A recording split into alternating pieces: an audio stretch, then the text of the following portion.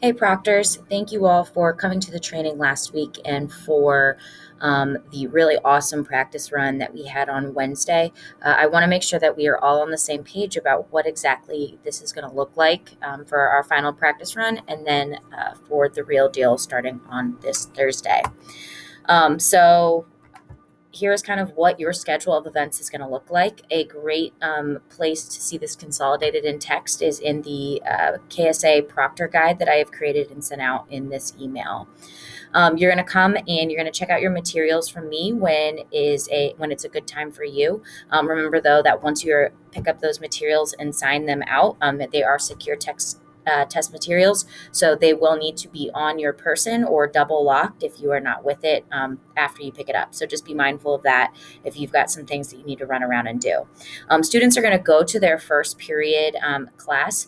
We had students dismiss around 7:50 on Wednesday last week, and I felt that was a little too much time if we're planning on starting with testing at 8:15. So we're actually going to bump this back to around 7:55, 8 o'clock, giving students a about 10-minute window to go to the bathroom, get a drink, make sure they have their Chromebook, and get checked into their rooms.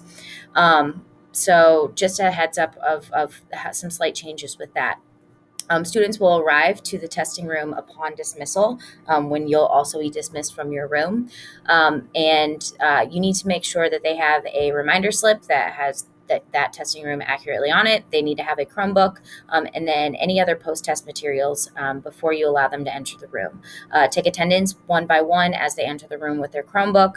And as they come in, tell them or confirm that they need to make sure their cell phones and smart watches are not going to be able to be accessible during the testing. So giving them the opportunity to finish up whatever they're doing to get them put away.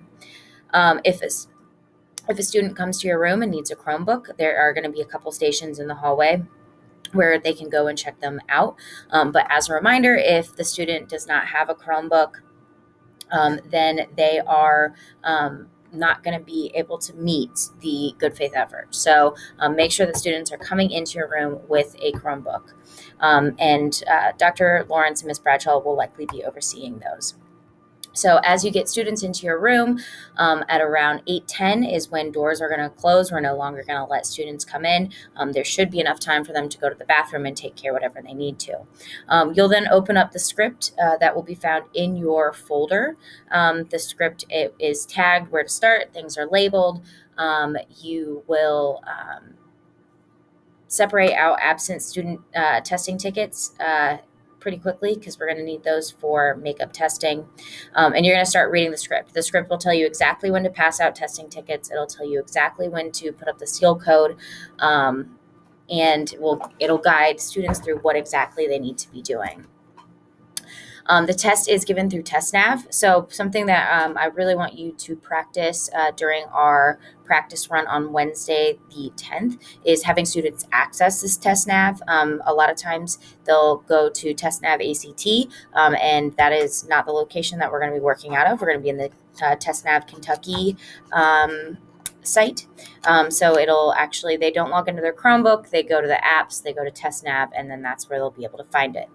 They also will not be able to put in their regular username and password because that's what's going to be on their testing tickets. You're going to begin this process of getting students logged into the text at 8:15, and we're going to have you're going to collect student testing tickets at around 8:25 or 8:30, and you're going to give them to hallway staff. Particularly the people that I'm going to have assist with this are Miss Burns and Miss Burnham. Now, I talked about taking attendance earlier. That is something that you're going to do, and at 8:15, you'll know exactly who's in your room, and you are going to make sure that attendance gets out to Miss Burns or Miss Burnham because that's how we're going to help identify late arriving kids who we're looking for. You are going to use the materials that are in your crates and folders. I've started putting those together with everything that you might need. The day one, you are going to start with the quality in school climate that does have a testing ticket and that does not have a seal code though. You do have to do a seating chart for that. So something to think about as your students are coming into the room. How are you going to have them seated? you'll get students in testing and get things set up. It's very straightforward and easy to follow with the script. But some things to think about is making sure that you are actively monitoring the room. So we can't be working on other things or scrolling through our phones. We want to ensure that students are focused on their tests, not talking to others, not being disruptive, not cheating, not looking at hidden technology. And so that's why we need to really be on our game. So there are several tests that you're going to be giving. If you're doing grade 10, you have the school survey and reading on day 1, math on day 2. Each of those are 2-part tests. If you're grade 11, you have the survey, science, social studies, editing, and mechanics, and on-demand writing. Only the social studies test there is 2 parts. So something you'll want to communicate with kids is that they are not able to have their cell phone out for the entirety of the test. So you're going to want to make sure that students are aware of that. You're going to make sure that you're filling out the good faith effort tracker, as well as creating an accurate seating chart of where students sat during the administration of the test. We noticed that the longest tests are those 2-parters. And so that means that the day 1 for sophomores will be our longest day. We'll have to go into about fourth, I think, almost to the end of 4th period, hopefully not eating into lunch. The rest of the day should be done around 10:15, with some of the later tests being really quick and short. So we'll get those knocked out. You're going to follow the script. You can positively encourage students, but you can't give them any specific pointers or identify errors or give them any sort of feedback. So just be aware of that. If we do have the situation where students do need to go to the phone or to the bathroom, they shouldn't be taking their phones with them, and it's going to be one at a time. There will be hallway staff out there to ensure that no one is in the bathroom at the same time. So really, that's why we're going to try and practice on Wednesday is students going to the bathroom and getting that taken care of before they come in and sit down and start taking their test. Make sure students are finished and totally click submit to sign in or to turn it in. When the test is done, you are going to collect all of those test tickets, even if they were used as scratch paper, because they are going to be secure materials. You're going to put them back in your folder. Make sure that your seating chart and other paperwork are all updated. You're going to have already returned those absent student tickets to the hall, and hopefully they're getting late tested. And you're going to keep the good faith effort spreadsheet in the folder because you'll be adding to it the next day. You're going to come drop off your materials and check back out, and then you'll return that and do it again tomorrow or the next day for the next set of tests. If you are in a room that you have students that do get extended time, you will, as you're wrapping up your test, let a staff member in the hallway know, and they will take them down to 333 where extended time testing can finish. I said this earlier, but it is really important to keep the test with you. If you need to go run an errand, or if you need to go to the bathroom, either the options are bring it with you or make sure that it is double locked. And also just remember that we're not supposed to discuss test items. We can't take notes or take pictures of it. And that's just the best way to administer this.